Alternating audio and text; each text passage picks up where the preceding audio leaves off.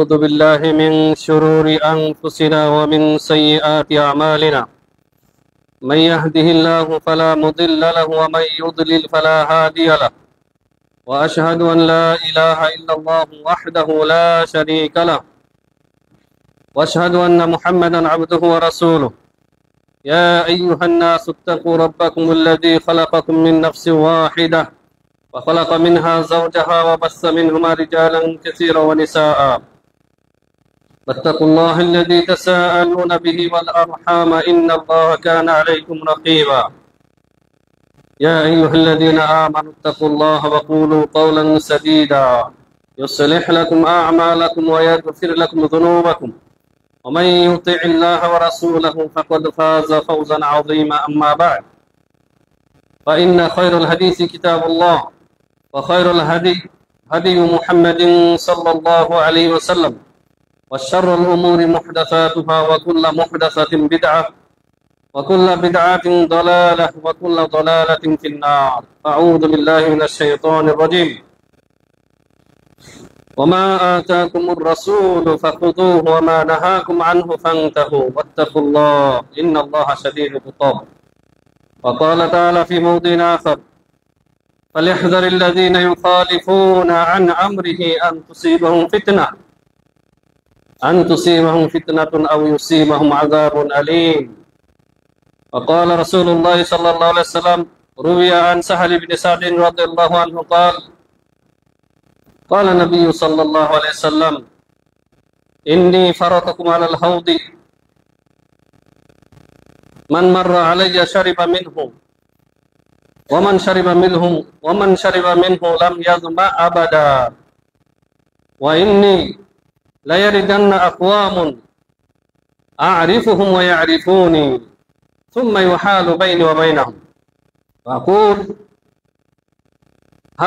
هؤلاء أصحابي فيقال لي يا محمد صلى الله عليه وسلم إنك لا تدري ما بدلوا بعدك রাহুল বুখারী। আলহামদুলিল্লাহ, যাবতীয় হামদ সানা সেই আল্লাহ সুবহানাহু ওয়া তাআলার জন্য, যে আল্লাহ সুবহানাহু ওয়া তাআলা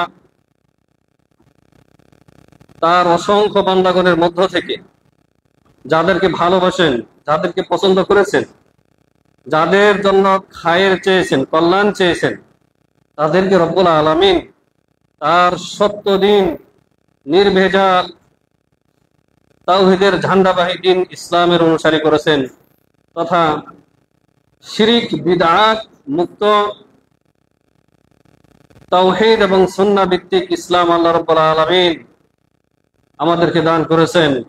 তার জন্য আল্লাহ সুবহানাহু ওয়া তাআলার দরবারে আমরা অন্তরের অন্তঃস্থল থেকে শুকরিয়া জ্ঞাপন করি। আলহামদুলিল্লাহ, সালাত ও সালাম শতকোটি সালাত ও সালাম বর্ষিত হোক প্রিয় নবী মুহাম্মদ রাসূলুল্লাহ সাল্লাল্লাহু আলাইহি ওয়াসাল্লামের উপর, যে রাসূলুল্লাহ সাল্লাল্লাহু আলাইহি ওয়াসাল্লাম আমাদের জন্য জীবনের প্রতিটি ক্ষেত্রে উসওয়ায়ে হাসানা, উত্তম আদর্শ, আকীদার ক্ষেত্রে, আমলের ক্ষেত্রে, মুআমালাতের ক্ষেত্রে, জীবনের সমস্ত ক্ষেত্রে তিনি আমাদের একমাত্র উসওয়ায়ে হাসানা। যে রাসূলুল্লাহ সাল্লাল্লাহু আলাইহি ওয়াসাল্লাম তার সর্বশেষ নসিহত আমাদের প্রতি করে গিয়েছেন এই মর্মে যে তামাসসাকু বিসুন্নতি। সেই রাসূলুল্লাহ সাল্লাল্লাহু আলাইহি ওয়াসাল্লামের শানে সংক্ষিপ্ত সালাত ও সালাম পেশ করছি। আল্লাহুম্মা সাল্লি আলাইহি ওয়া বারিক আলাইহি। সম্মানিত হাজিরিন, সম্মানিত মুসলিমে কেরাম এবং আমার স্নেহের ছোট ছোট কচি কাঁচা তুল্লাবুল ইলম, এই মসজিদে আল্লাহ রাব্বুল আলামিন আমাকে এনেছেন। আমি অত্যন্ত আল্লাহর দরবারে আমি শুকরিয়া জ্ঞাপন করছি। তার শুকরিয়া আদায় করার পাশাপাশি আপনাদের এই হাস্যোজ্জ্বল চেহারা দেখে আমি অত্যন্ত আনন্দিত এবং অভিভূত। আমি অনেক দূর থেকে এসেছি, তো যথাসময়ে যে আল্লাহ তাআলা পৌঁছে দিয়েছেন এটাও আল্লাহ রাব্বুল আলামিনের একটি নিয়ামত এবং অনুগ্রহ। তো যা হোক, আমাকে বিষয় বেঁধে দেওয়া হয়েছে যে কি বিষয় নিয়ে আলোচনা করব। বিষয়টি হচ্ছে ঈদে মিলাদুন্নবী বা মিলাদুন্নবী। মিলাদুন্নবী অথবা ঈদে মিলাদুন্নবী। তো এই বিষয়টি একটি বহু পুরনো বিষয় এবং এই বিষয়ে যুগ যুগ ধরে হক বাতিলের মধ্যে তর্ক বিতর্ক, বাহাস, মুনাজারা, আলোচনা, সমালোচনা চলে আসছে, কিন্তু বরাবরের মতোই হক বা সত্য হচ্ছে একটি। যে কোনো ক্ষেত্রে হক সত্য হচ্ছে একটি। আমরা ইনশাআল্লাহ কোরআন সুন্নাহর আলোকে এই বিষয়টি নিয়ে আলোকপাত করব ইনশাআল্লাহ বিইذنিল্লাহ, ওয়া মা তাওফীক ইল্লা বিল্লাহ, আলাইহি তাওয়াক্কালতু ওয়া ইলাইহি উনীব। সম্মানিত মুসলিম একরাম, শুরুতে আমি যে আয়াতে কারিমা তেলাওয়াত করেছি সূরা হাশর আয়াত নম্বর 7, যেখানে আল্লাহ রাব্বুল আলামিন ইরশাদ করেছেন, মা আতাকুমুর রাসূলু ফাখুযুহু ওয়া মা নাহাহু আনহু ফান্তাহু। রাসূল তোমাদেরকে যা কিছু দেন তা তোমরা নিয়ে নাও, গ্রহণ করো, সাদরে কবুল করো, আর যা থেকে তিনি নিষেধ করেন, বারণ করেন, তা থেকে তোমরা বিরত থাকো।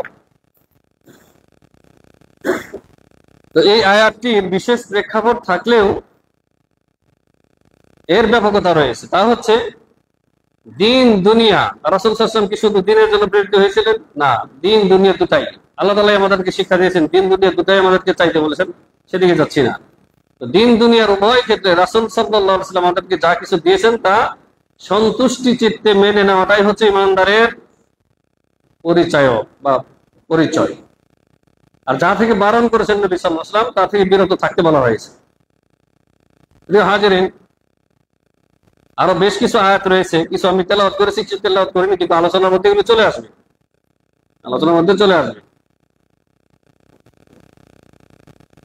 ঈদে মিলাদুন নবী এটি সুন্নাহ দ্বারা বা ইসলামে একটি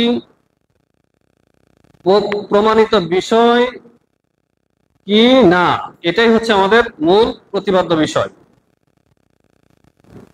তাহলে রাসূলুল্লাহ সাল্লাল্লাহু আলাইহি ওয়াসাল্লাম তার 23 বছর জিন্দেগিতে, নবুয়তি জিন্দেগি, এই নবুয়তি জিন্দেগি 23 বছরে তিনি তার সিরাত যদি আমরা পাঠ করি তাহলে দেখব যে এই মিলাদুন নবী বলতে যে অনুষ্ঠান, যে ইহতিফাল অথবা ঈদে মিলাদুন নবী নামে যে ইহতিফাল বা অনুষ্ঠান তিনি সাল্লাল্লাহু আলাইহি ওয়াসাল্লাম কখনোই পালন করেননি।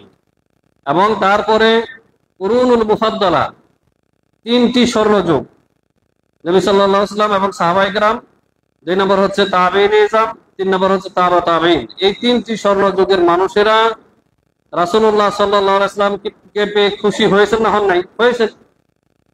কারণ মিলাদি ভাইয়েরা, আমাদের যে সমস্ত ভাইয়েরা মিলাদ করে থাকেন, মিলাদ করার জিনিস না। যেমন যদি কেউ বলে যে আমি ভাত করি, ভাত তরকারি পড়ি, কি বলবেন? তাকে পাগল বলবেন।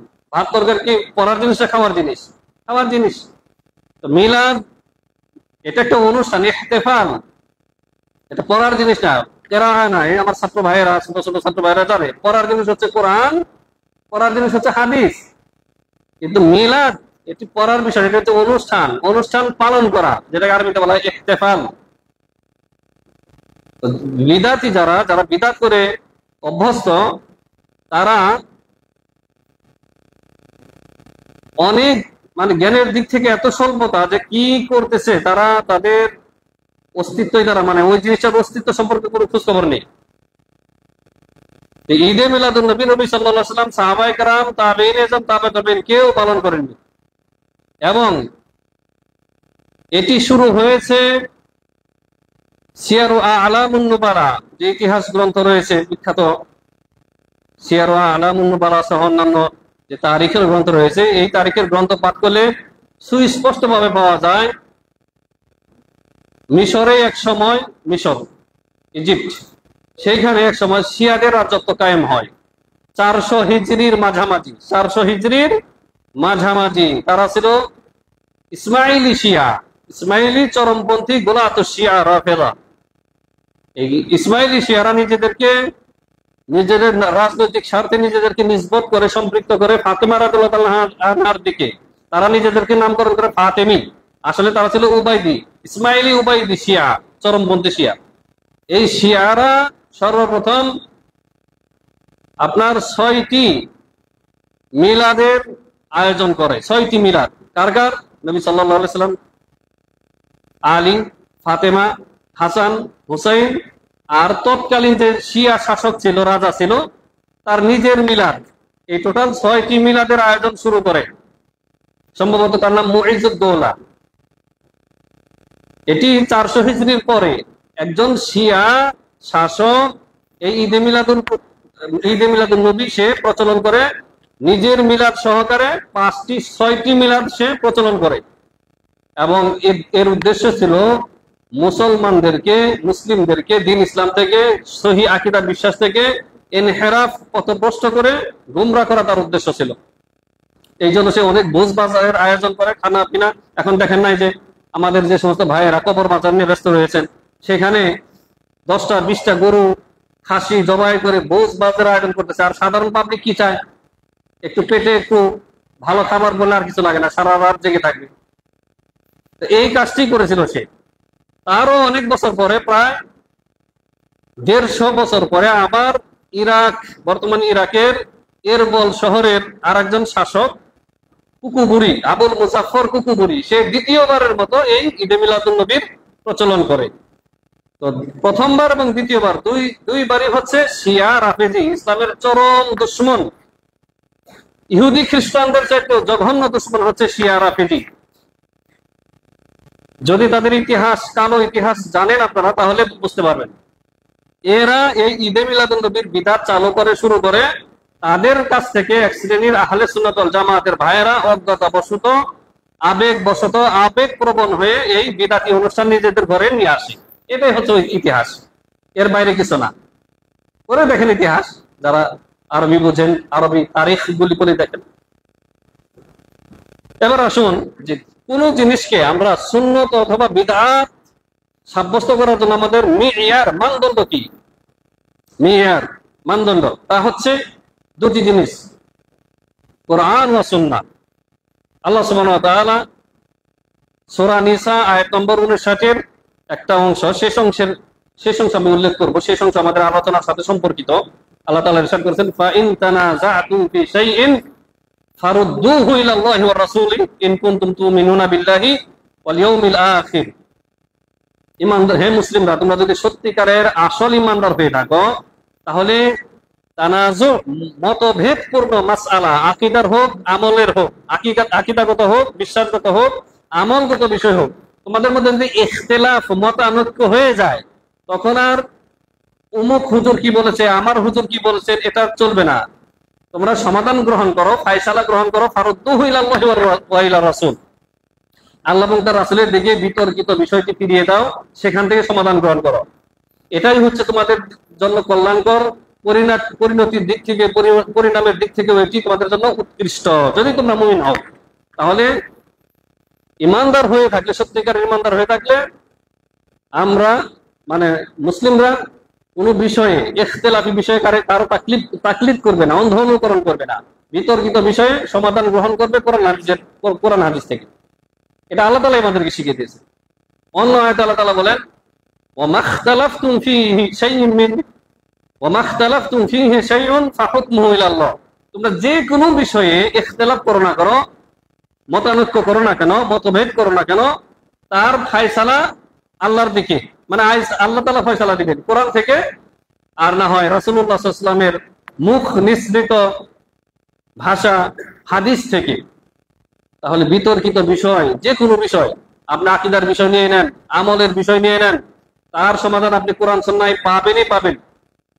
অসম্ভব যে আপনি কোরআন সুন্নাহয় নাই আর সেটি ইসলামের কোনো আকীদা হতে পারে অথবা ইসলামের কোনো আমল হতে পারে, অসম্ভব, মুস্তাহিল, পাবেনই না আপনি। তাহলে এই ঈদে মিলাদুন নবী বা মিলাদুন নবী আমরা যদি কোরআন সুন্নাহর আলোকে বিচার করি, এর কোনো অস্তিত্বই পাওয়া যায় না। নবী সাল্লাল্লাহু আলাইহি সাল্লাম, প্রথম কথা, নবী সাল্লাল্লাহু আলাইহি সাল্লামের জন্ম তারিখ যেটা দাবি করে আমাদের ভাইয়েরা যারা মিলাদপন্থী, যে 12ই রবিউল আউয়াল নবী সাল্লাল্লাহু আলাইহি সাল্লামের জন্ম, 12ই রবিউল আউয়াল নবী সাল্লাল্লাহু আলাইহি সাল্লামের জন্ম, এটা এই বিষয়ে সিরাত গ্রন্থকার বা ইতিহাসবিদগণ, মুআররিখগণ একমত না। তবে নবী সাল্লাল্লাহু আলাইহি সাল্লামের ওফাত হয়েছে, মৃত্যু হয়েছে 12ই রবিউল আউয়াল, এই বিষয়ে কোনো দ্বিমত নাই, এই বিষয়ে কোনো দ্বিমত নাই। তাহলে যে সমস্ত ভাইয়েরা, আমাদের ভাইদেরকে আমরা মহব্বতের সাথে আহ্বান করছি বা তাদেরকে সম্বোধন করছি যে আপনারা নবী সাল্লাল্লাহু আলাইহি সাল্লামের মহব্বতের দাবি উত্থাপন করে দাবিদার হয়ে মিলাদ পালন করতেছেন, মিলাদের অনুষ্ঠান করতেছেন, আপনি কি একবার ভেবে দেখেছেন যে নবী সাল্লাল্লাহু আলাইহি ওয়াসাল্লাম যেই 12ই রবিউল আউয়ালে মৃত্যুবরণ করেছেন, ইন্তেকাল করেছেন, সেই দিনকে আপনি খুশির দিন বানিয়ে নিচ্ছেন?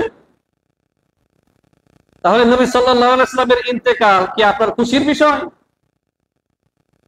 অথচ আপনি জানেন না। আপনি হয়তো যদি আপনি সঠিকটা জানতেন, আমি বিশ্বাস করি না যে আপনি এই নবী সাল্লাল্লাহু আলাইহি ওয়াসাল্লামের শোকের দিনটা, তার ইন্তেকালের দিনটাকে আপনি খুশির দিন বানিয়ে নিতেন। এটা আমি বিশ্বাস করি না।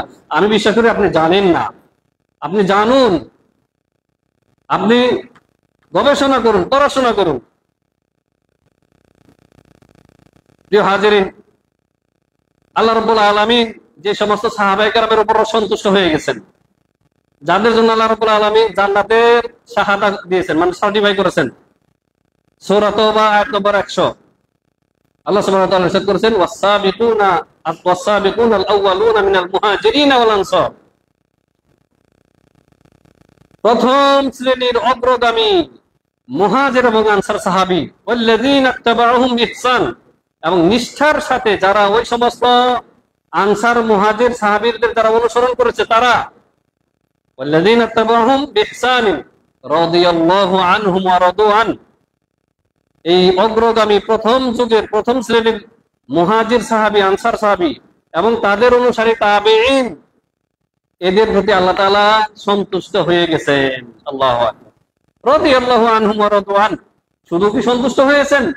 না, ওয়া আ'আদ্দা লাহুম জান্নাতিন তাজরি তাহতাহাল আনহার। তাদের জন্য আল্লাহ রাব্বুল আলামিন প্রস্তুত করে রেখেছেন এমন জান্নাত, যে জান্নাতের নিম্ন দেশ দিয়ে ঝর্ণা প্রবাহিত। খালিদিনা ফিহা আবাদা।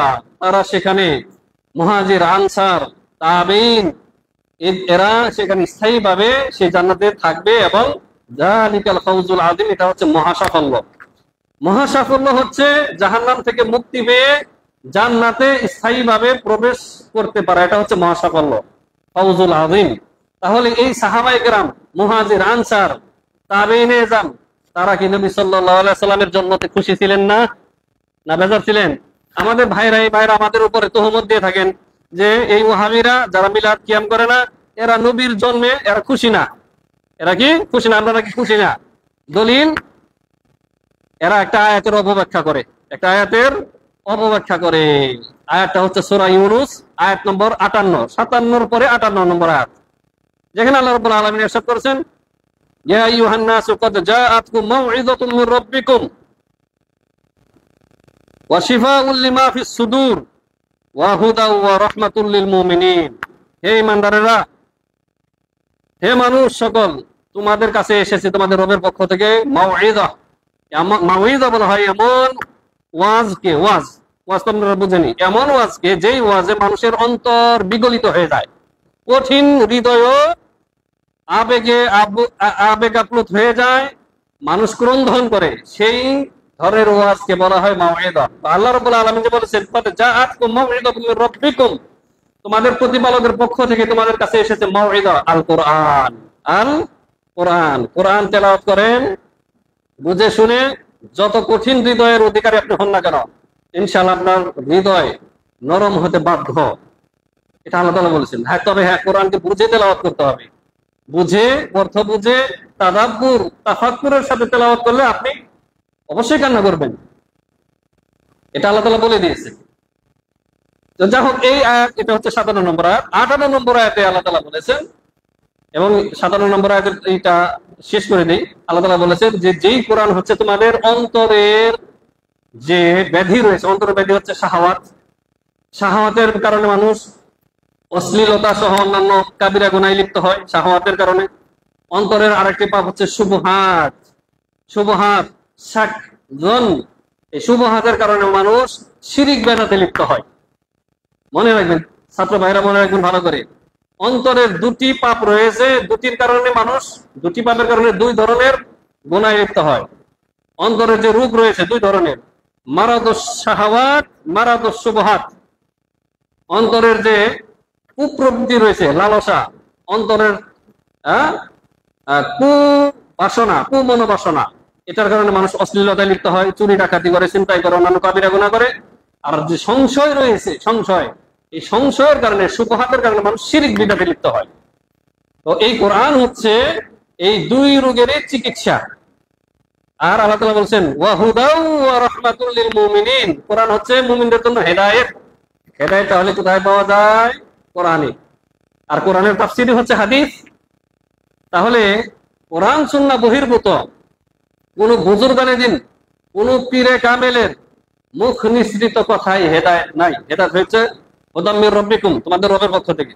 আর এই কোরআন হচ্ছে মুমিনদের জন্য রহমত, মুমিনদের জন্য রহমত।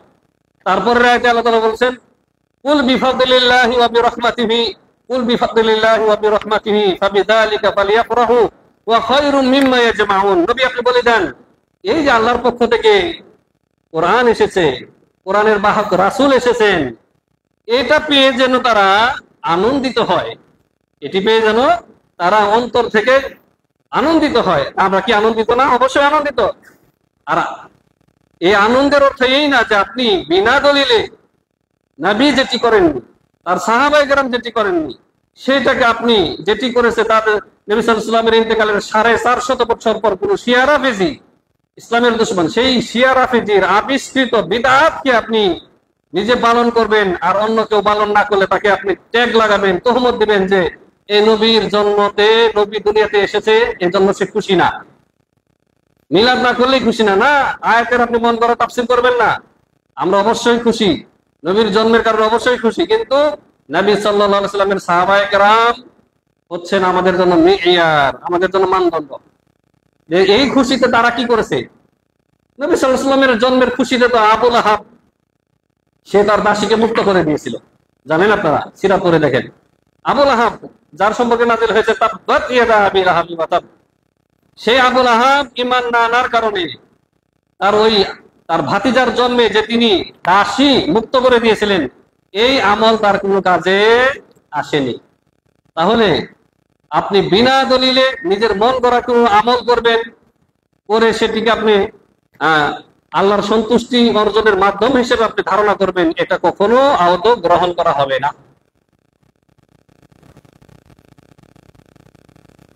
মুহাজির এবং আনসার সাহাবায়ে কেরাম তাদের অনুসারীগণ যে আমল করে আল্লাহর সন্তুষ্টি অর্জন করেছে, চিরস্থায়ী জান্নাতের অধিকারী হয়েছে, সেই আমল ছাড়া আমি আপনি কখনো আল্লাহর সন্তুষ্টি অর্জন করে জান্নাতি হতে পারবো না। স্বর্ণযুগের মুসলমানগণ তাদের আমলে যে আমলটি ইসলামে সৎ আমল, নেক আমল বলে গৃহীত হয়নি, তারপরে কোনো আমল আর ইসলামে সৎ আমল, নেক আমল বলে গৃহীত হবে না। এই সমস্ত আমাদের ভাইদের কিছু সংশয় আজকে দূর করবো। ইস্তেহসান মানে কোনো কিছু ভালো মনে করা, করলে সমস্যা কি? মানুষ তো গুনাহ করতেছে না, আমরা তো গান বাজনা করতেছি না, 12ই রবিউল আউয়ালে আমরা কি কাজ করতেছি? নবীর অনুসরণে নবীকে স্মরণ করতেছি, একটু কান্না করতেছি, তারপর আপনার নবীর নামে দরুদ পাঠ করতেছি, বিভিন্ন জিকির, আজকার, তাসবিহ, তাহলিল, বিভিন্ন রকমের ইবাদত করতেছি, তারপরে মানুষকে খাওয়াচ্ছি। এগুলি কি জেনা ব্যভিচারের মতো মন্দ কাজে বলি না, এগুলি হচ্ছে তাদের কি শুবহাত, সংশয়। মুসনাদে আহমদ এবং সুনানে দারিমিতে একটি হাদিস রয়েছে, লম্বা হাদিস। হাদিসের একটা অংশ আমি শুধু আপনাদেরকে শোনাই। সর্বপ্রথম কুফার জামে মসজিদে যে বিদআতটি আবিষ্কার হয়, সেই বিদআতটি হচ্ছে হালকায়ে জিকির, সম্মিলিত ভাবে এক স্বরে, এক আওয়াজে সুবহানাল্লাহ, আলহামদুলিল্লাহ, আল্লাহু আকবার, লা ইলাহা ইল্লাল্লাহ, এই জিকিরের হালাকা বানিয়েছিল। তারা ছিল তাবিঈদের যুগের লোক, কিন্তু সাহাবায়ে কেরামের মানহাজ থেকে সরে গিয়েছিল। বিখ্যাত সাহাবী আব্দুল্লাহ ইবনে মাসউদ রাদিয়াল্লাহু তাআলা আনহু, তিনি তার শেষ যুগে কুফায় চলে গিয়েছিলেন। তো কুফার জামে মসজিদে এই বিদআত যখন শুরু হয়, জিকিরের, সম্মিলিত জিকিরের বিদআত, তখন আবু মুসা আশআরী মসজিদে ঢুকেই দেখলেন কয়েকটা হালাকা, গোল করে মানুষ বসে আছে কয়েকটা হালাকায়, আর তাদের একজন করে মুরব্বী আছে, মুরব্বী বলতেছে হাল্লিলু মিআতান, কাব্বিরু মিআতান, সাব্বিহু মিআতান। মুরব্বী পীর সাহেব বলতেছেন তোমরা 100 বার সুবহানাল্লাহ পড়ো, 100 বার আল্লাহু আকবার পড়ো, 100 বার লা ইলাহা ইল্লাল্লাহ পড়ো। আর সবাই পড়তেছে পাথর গুনে গুনে তাসবিহ। তখনকার তাসবিহটা না, এই পাথর, ছোট ছোট পাথরের কঙ্কর। আবু মুসা দেখলেন, আরে বাবা, এই কাজ তো আমরা নবী সাল্লাল্লাহু আলাইহি ওয়াসাল্লামকে পেয়েছি, আমাদেরকে নবী সাল্লাল্লাহু আলাইহি ওয়াসাল্লাম শিক্ষা দেননি, এরা কি শুরু করেছে? কিন্তু তিনি ভাবলেন যেটা তো কোনো গুনার কাজও না, কিন্তু নতুন কিছু। চলে গেলেন, তার মুরব্বী আছে, বড় সাহাবী আছেন আব্দুল্লাহ ইবনে মাসউদ, তার দরজায় গিয়ে বললেন, অন্যান্য ছাত্ররা বসে আছে, বললেন যে আবু আব্দুর রহমান কি বেরিয়েছে? আখরাজা আবু আব্দুর রহমান। তারা বলে যে বের হয়নি এখনো। তখন তিনিও বসে গেলেন। যখন বের হয়ে আসলেন ফজরের নামাজের জন্য, তখন বললেন যে ইয়া আবু আব্দুর রহমান। আবু আব্দুর রহমান ছিল আব্দুল্লাহ ইবনে মাসউদের কুনিয়াত। বললেন যে আমি মসজিদে এমন একটা আমল করতে দেখলাম লোকদেরকে, খারাপ কিছু দেখি নাই, তবে এই আমল আমাদের জিন্দেগিতে আমরা নবী সাল্লাল্লাহু আলাইহি ওয়াসাল্লামের যুগে দেখি নাই। বললেন যে কি দেখেছো তুমি? তখন আবু মুসাব বললেন যে আপনি আসেন মসজিদে, নিজে চোখে দেখেন, আমি বলবো না। তাড়াতাড়ি মসজিদে গেলেন। আব্দুল্লাহ ইবনে মাসউদ রাদিয়াল্লাহু আনহু তার মুখটা ঢেকে গিয়েছিলেন এরকম ভাবে। বললেন যে মান ইয়ারিফুনি ইয়ারিফনি ওয়া মান লাম ইয়ারিফনি ফালইয়ারিফ আন্নী আব্দুল্লাহ ইবনে মাসউদ সাহিবু নালি রাসূলিল্লাহ সাল্লাল্লাহু আলাইহি ওয়াসাল্লাম। তোমাদের মধ্যে যে আমাকে চিনে চিনে ভালো কথা, যে না চিনে জেনে রাখো যে আমি নবী সাল্লাল্লাহু আলাইহি ওয়াসাল্লামের জুতা বহনকারী আব্দুল্লাহ ইবনে মাসউদ। মা আসরাউ হালাকাতাকুম ইয়া উম্মাত মুহাম্মদ, তোমরা কত দ্রুত ধ্বংসের দিকে চলে যাচ্ছ হে মুহাম্মদ সাল্লাল্লাহু আলাইহি ওয়াসাল্লামের উম্মতেরা, কি করতেছে ওগুলি? তখন বলতেছে হে ইয়া আবু আব্দুর রহমান, আমরা পাথর দিয়ে গুনে গুনে তাসবিহ করতেছি, জিকির আজকার করতেছি, খারাপ কি করলাম? তখন খুব ভালো করে মনে রাখবেন, আব্দুল্লাহ ইবনে মাসউদ কয়েকটা মূল্যবান কথা বলেছেন। হয় তোমরা ইম্মা আনতুম আহদা মিন মিল্লাতি মুহাম্মাদিন সাল্লাল্লাহু আলাইহি ওয়াসাল্লাম আও মুফতাতিহু বাবি দালালা, হয় তোমরা নবী সাল্লাল্লাহু আলাইহি ওয়াসাল্লামের সাথে বেশি হেদায়েত পেয়ে গেছো, আর না হয় তোমরা গুমরাহির দরজা উন্মুক্তকারী। কোনটা? নবী সাল্লাল্লাহু আলাইহি ওয়াসাল্লামের সাথে বেশি, নবী সাল্লাল্লাহু আলাইহি ওয়াসাল্লামের চাইতে বেশি হেদায়েত প্রাপ্ত এরা, না গুমরাহির দরজা উন্মুক্তকারী? দ্বিতীয়টি।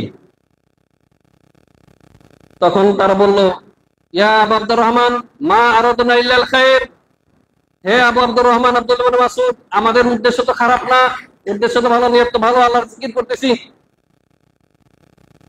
জবাবে বললেন আবু আব্দুর রহমান, আব্দুল্লাহ ইবনে মাসউদ বললেন জবাবে যে প্রত্যেক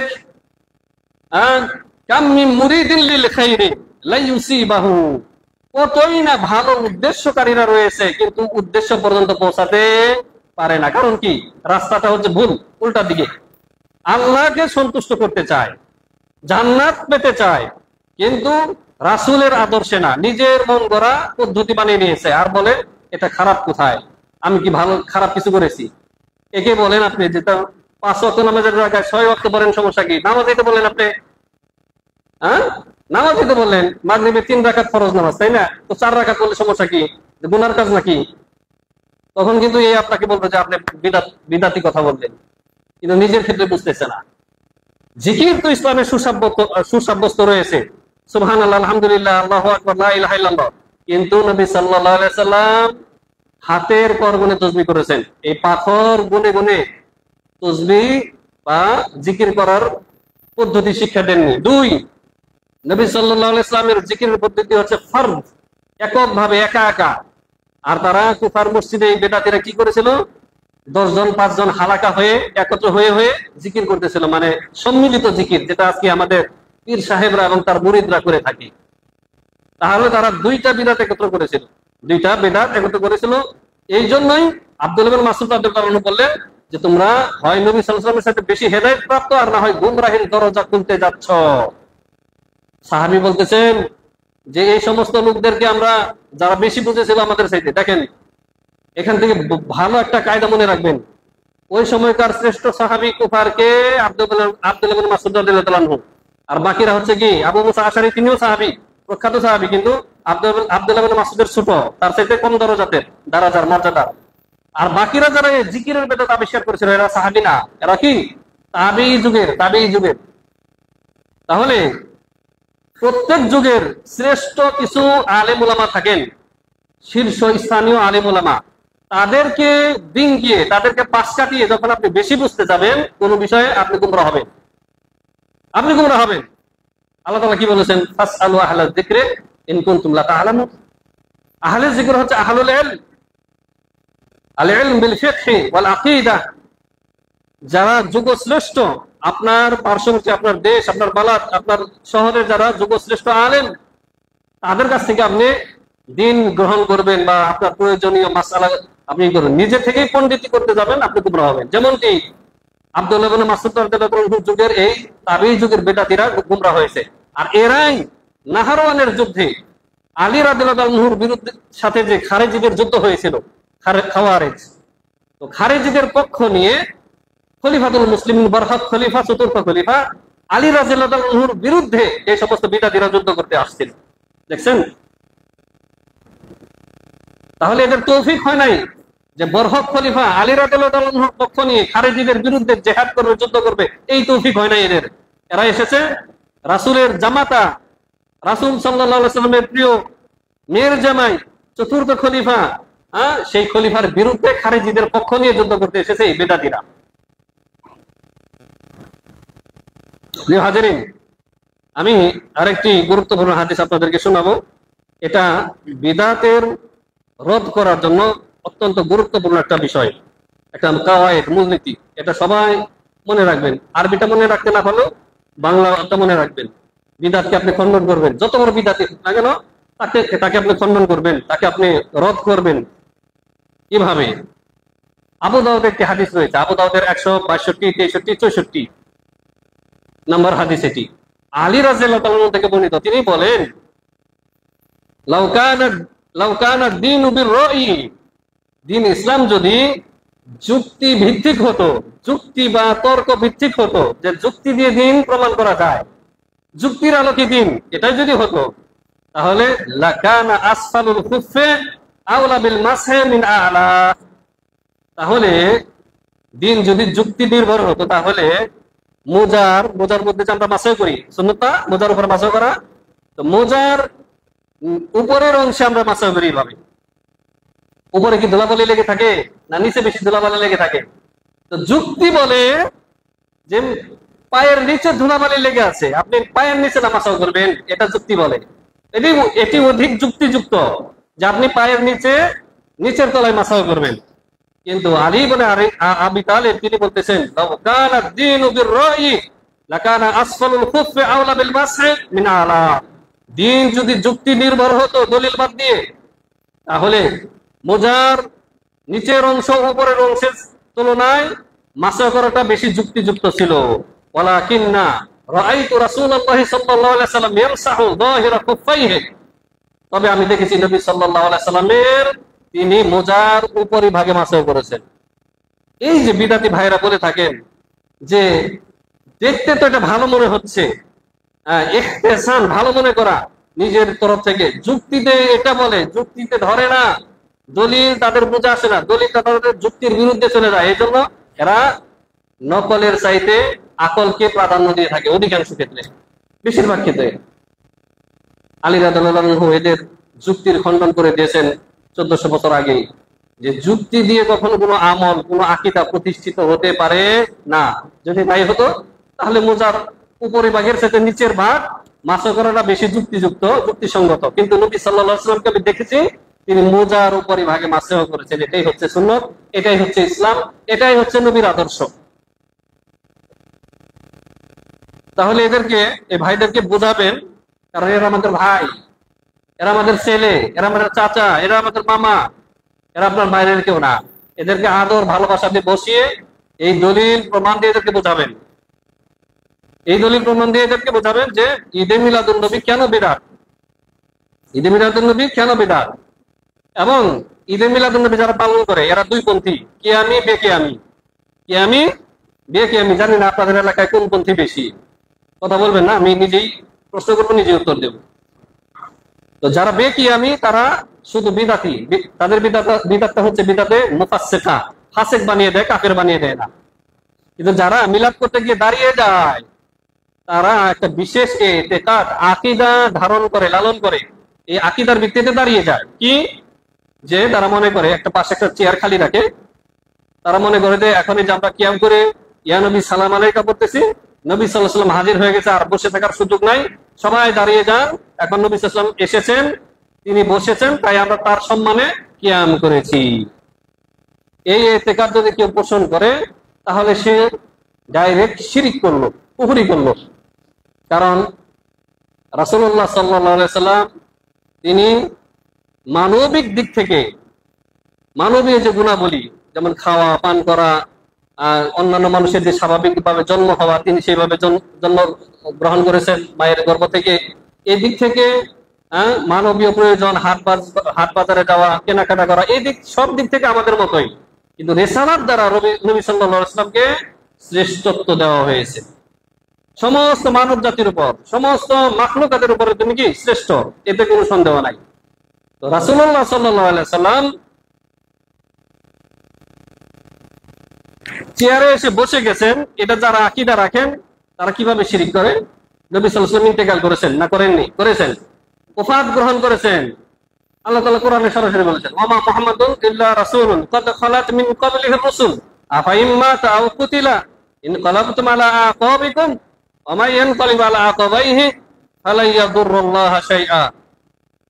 আল্লাহ রাব্বুল আলামিন ইরশাদ করেছেন, মুহাম্মদ সাল্লাল্লাহু আলাইহি ওয়াসাল্লাম একজন মানুষ, তিনি যদি মৃত্যুবরণ করেন অথবা তাকে যদি হত্যা করে দেওয়া হয়, খুন করে দেওয়া হয়, যেমন ইহুদিরা চেষ্টা করেছে, আর নবী সাল্লাল্লাহু আলাইহি ওয়াসাল্লাম শহীদ হয়েছেন বটে। কারণ ওই যে খায়বরে যে নবী সাল্লাল্লাহু আলাইহি ওয়াসাল্লামের খাবারের সাথে ইহুদি মহিলা বকরির গোশতের রানের সাথে বিষ মিশিয়ে দিয়েছিলেন, নবী সাল্লাল্লাহু আলাইহি ওয়াসাল্লামের ইন্তেকালের সময় ওই বিষক্রিয়া জেগে উঠেছিল, এজন্য তিনি শহীদ বটে। তো নবী সাল্লাল্লাহু আলাইহি ওয়াসাল্লাম যদি মরে যান অথবা তাকে মেরে দেওয়া হয়, হে মুসলিমরা, হে সাহাবীরা, তোমরা কি আবার জাহিলি যুগের দিকে ইসলাম ছেড়ে দিয়ে ওই দিকে উল্টা দিকে ফিরে যাবে? তোমরা যদি ফিরে যাও আল্লাহর কোনো ক্ষতি করতে পারবে না, আল্লাহর কোনো লাভ লোকসান নেই। তো আল্লাহর নবী সাল্লাল্লাহু আলাইহি ওয়াসাল্লাম মৃত্যুবরণ করেছেন। আল্লাহ তাআলা বহু জায়গায় কোরআনে কারিমে বলেছেন, আল্লাহ তাআলা কত জায়গায় বলেছেন যে নবী সাল্লাল্লাহু আলাইহি ওয়াসাল্লাম মৃত্যুবরণ করেছেন। মা আয়েশা বলতেছেন যে নবী সাল্লাল্লাহু আলাইহি ওয়াসাল্লাম আমার এই থুতনি আর বক্ষ এই মাঝখানে মাথাটা রেখে ইন্তেকাল করেছেন, মাতা রাসূলুল্লাহ সাল্লাল্লাহু আলাইহি ওয়াসাল্লাম। তো সাহাবায়ে কেরাম কি বেয়াদবি করেছেন? নবীর শানে মাতা শব্দ ব্যবহার করে, মৃত্যুবরণ শব্দ ব্যবহার করে সাহাবায়ে কেরাম কি বেয়াদবি করেছেন? এই সমস্ত ভাইয়ের আমাদেরকে বলে, এই রে ওয়াহাবি ওয়াহাবি বলে যেন মরে গেছে। নবীর শানে কত বড় বেয়াদবি! তো তার আগে বলবো সাহাবায়ে কেরাম তো এই শব্দ ব্যবহার করেছেন। আল্লাহ রাব্বুল আলামিন কত জায়গায় বলেছেন কোরআনে কারিমে আপনি মৃত্যুবরণ করবেন, ইন্নাকা মাইয়িতুন ওয়া ইন্নাহুম মাইয়িতুন, নিশ্চয়ই আপনি মৃত, মানে কি মৃত্যুবরণ করবেন। ওয়া ইন্নাহুম মাইয়িতুন, আপনার যারা অনুসারী, আপনার যারা বিরোধী, ওরাও মরবে।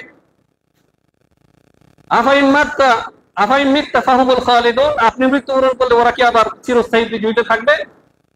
কত জায়গায় মাতা মিথ্যা কত জায়গায় এসেছে। আসলে এরা কোরআন সুন্নাহ থেকে দূরে সরে চলে গেছে বলে এদের কাছে দলিলের কোনো মূল্য নেই। আর শয়তান এদেরকে ফাকাদ দাল্লা দালালান বাঈদা, সুদূর গুমরাহিতে লিপ্ত করেছে যখন কোরআন সুন্নাহ ছেড়ে দিয়েছে। তাহলে নবী সাল্লাল্লাহু আলাইহি ওয়াসাল্লাম মরে গেছেন, মৃত ব্যক্তি কি হাজির হইতে পারে? কোথাও আছে কোরআন সুন্নাহ নবী সাল্লাল্লাহু আলাইহি ওয়াসাল্লাম মৃত্যুর পরে হাজির হয়েছেন সাহাবায়ে কেরামের মজলিসে? আপনি কোন কথার ভিত্তিতে, কোন দলিলের ভিত্তিতে আপনি বলতেছেন যে নবী সাল্লাল্লাহু আলাইহি ওয়াসাল্লাম এখন চলে এসেছে, দাঁড়িয়ে থাকার আর উপায় নেই? এই যেটা হচ্ছে শিরকি ইতিকাদ। আর এরই ভিত্তিতে আমাদের দেওবন্দি বেরলভী ভাইদের অবস্থা বললাম, আর দেওবন্দি ভাইরাও ওদের এরকম আকীদাই রাখেন। আল্লাহ তাআলা তাদেরকে হেদায়েত করেন, সুমতি দান করেন, আল্লাহুম্মা আমিন। তো ঈদে মিলাদুন নবীতে যারা শরীক হয় তারা দুই পন্থী বললাম, কিয়ামি বিয়া কিয়ামি। যারা বেকিয়ামি তারা বড় কবিরা গুনাহে লিপ্ত হয় কিন্তু ইসলাম থেকে বেরিয়ে যায় না, বা বড় শিরকে লিপ্ত হয় না। কিন্তু যারা কিয়াম করে এরা মারাত্মক শিরকে লিপ্ত হয়। এরা মনে করে যে নবী সাল্লাল্লাহু আলাইহি ওয়াসাল্লাম হাজির হয়, এই জন্য তার সম্মানে আমরা সবাই দাঁড়িয়ে যাই। এটা শিরকি আকীদা। এই আকীদা রাখলে তার আমল করে কোনো লাভ হবে না। প্রিয় হাজিরিন,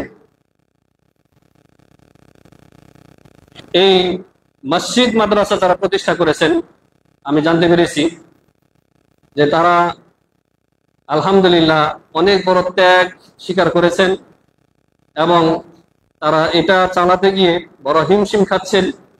প্রতি মাসে তারা ভর্তুকি দিচ্ছেন।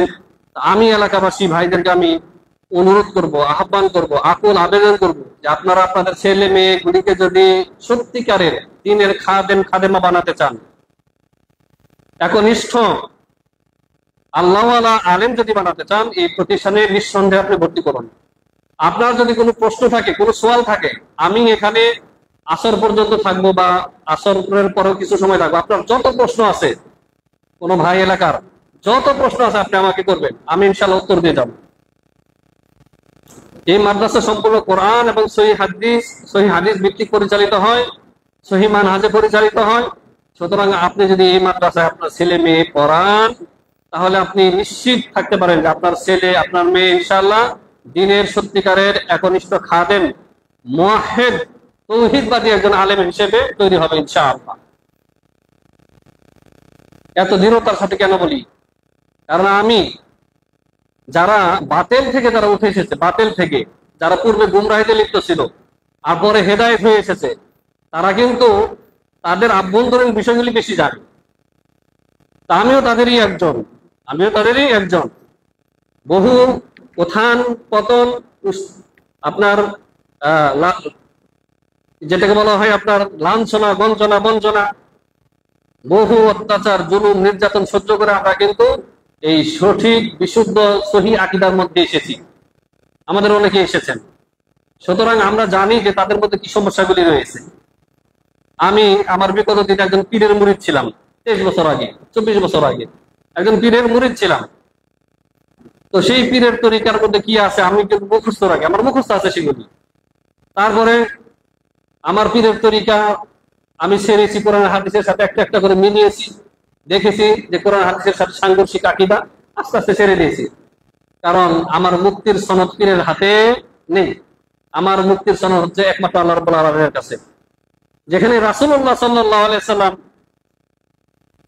কেউ যদি আমলের দিক থেকে পিছিয়ে থাকে বা গুমরাহিতে লিপ্ত থাকে, নবী সাল্লাল্লাহু আলাইহি সাল্লামের আপন মেয়েকে বলতেছেন, ইয়া ফাতেমা বিনতে মুহাম্মদ সাল্লাল্লাহু আলাইহি সাল্লাম, সালি মিন মালি মা শি'ত, আমার ধন সম্পদ থেকে তুমি যা কিছু পারো চেয়ে নাও, আমি দিতে পারবো দুনিয়াতে। লা উগনি আনকি মিনাল্লাহি শাইআ, তোমার আমলের পিছিয়ে থাকার কারণে, যদি বদ আমলের কারণে যদি তুমি আল্লাহর কাছে পাকড়াও হও, আমি তোমার বাবা নবী রাসূল হওয়া সত্ত্বেও আমি তোমার জন্য কিছুই করতে পারবো না।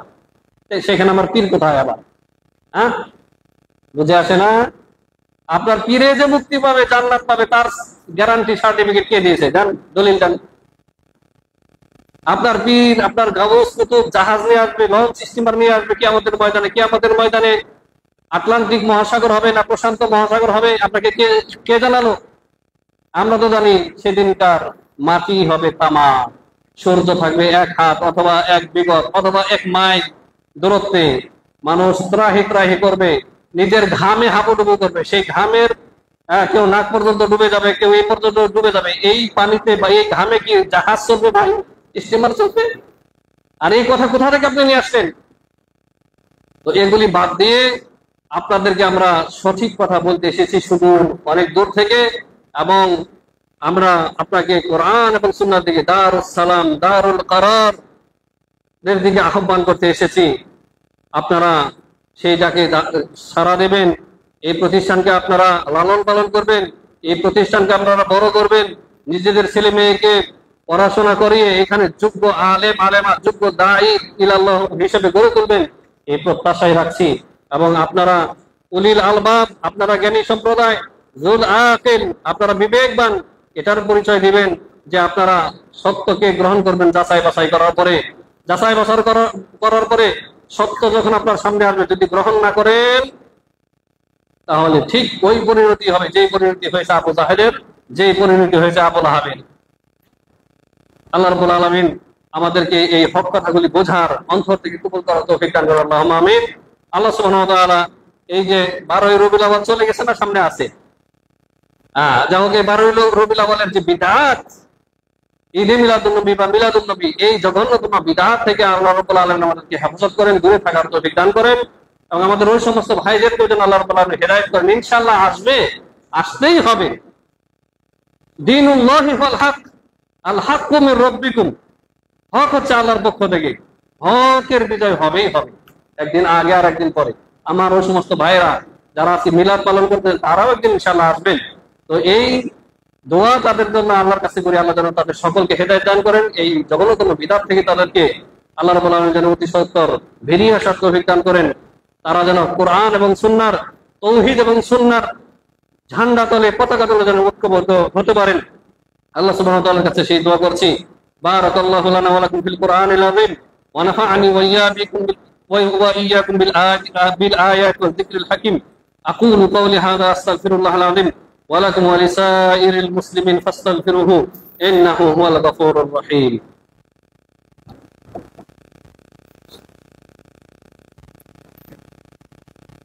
আলহামদুলিল্লাহি ওয়াহদাহু ওয়াসসালাতু ওয়াসসালামু আলা মান লা নাবিয়্যা বা'দা ওয়া আলা আলিহি ওয়া সাহবিহি আজমাইন। সম্মানিত হাজিরিন, তো মাদ্রাসার বিষয়টি আমি আবার শেষ খুতবায় খুতবাতুস সানিয়াতে আপনাদেরকে স্মরণ করে দিতে চাই। এই প্রতিষ্ঠান আপনাদের আমাদের সকলের প্রতিষ্ঠান। আমি এটা ব্যক্তিগতভাবে মনে করি, এই বাংলার বুকে যেখানে একটা সহিহ আকীদার প্রতিষ্ঠান আছে ওটা আমার আপন, আমার নিজের। সুতরাং আমি যদি শুধু টাঙ্গাইল থেকে এইখানে কিছু আমি যদি তাবাররুক করি, দান করি এই মাদ্রাসায়, ওইটাও যেই রকম আল্লাহর কাছে গ্রহণ হবে, ঠিক আমার প্রতিষ্ঠিত মাদ্রাসা বা আমার বাড়ির সাথের মাদ্রাসায় দান করলে ওই একই নেকি হবে। নেকিতে কোনো পার্থক্য নেই, কারণ সবগুলি হচ্ছে সহিহ আকীদার মাদ্রাসা। সুতরাং এই মাদ্রাসাকে টিকিয়ে রাখা, এটাকে আপনাদের লালন পালন করা, একে আবাদ করা আপনাদের দায়িত্ব, আপনাদের উপর ফরজে কিফায়া।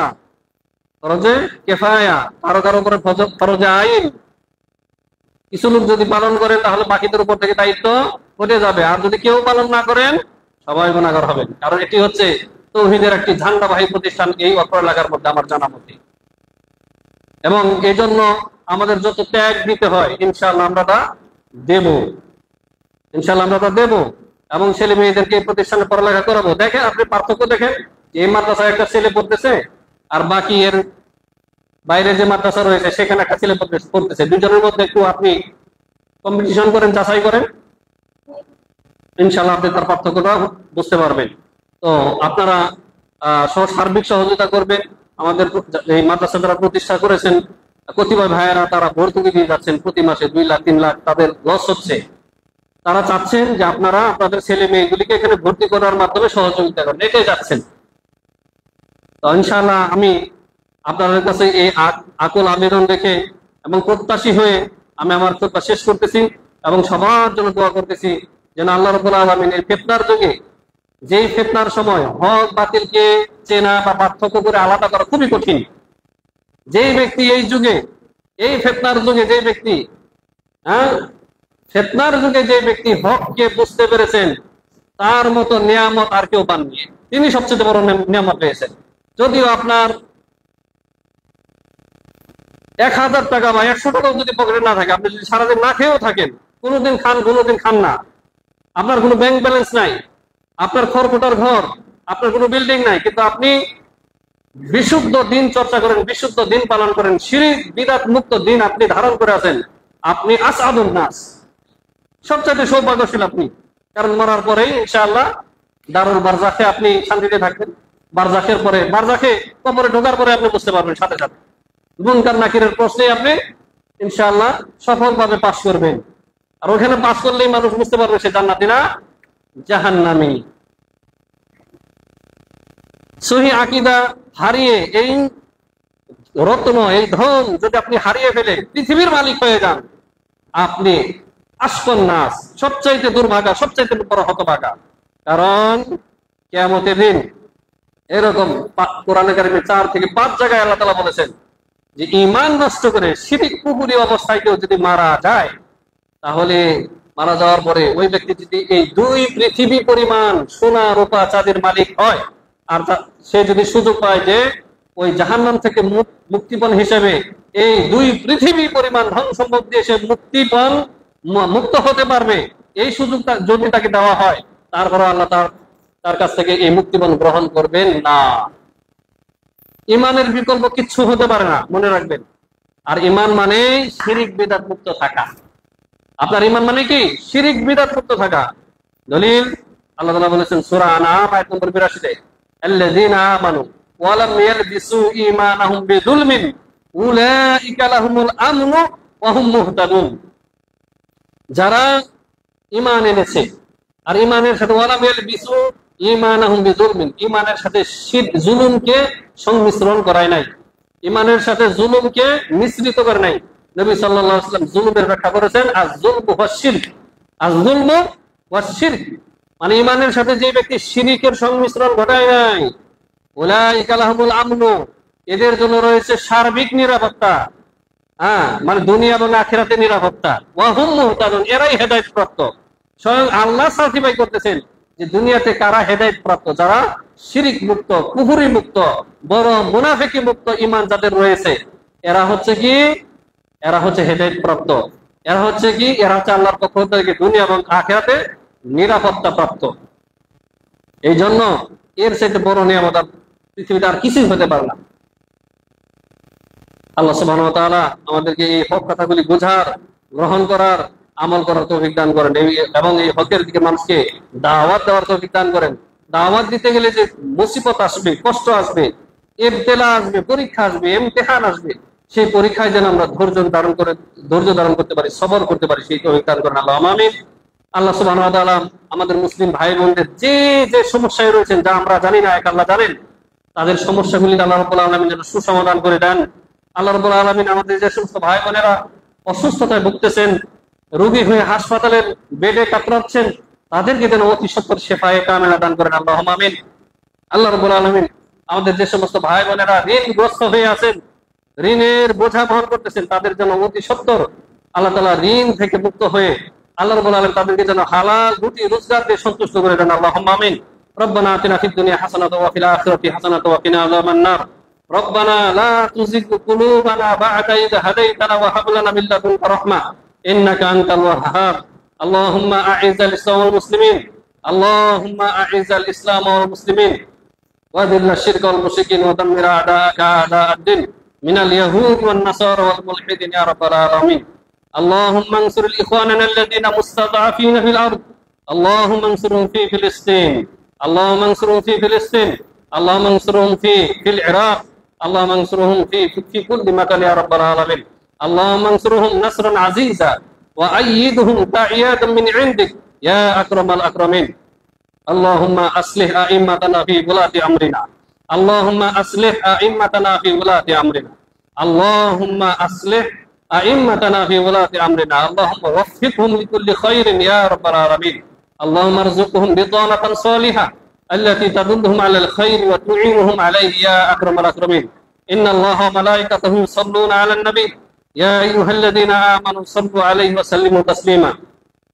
اللهم صل على محمد وعلى آل محمد كما صليت على إبراهيم وعلى آل إبراهيم إنك حميد مجيد.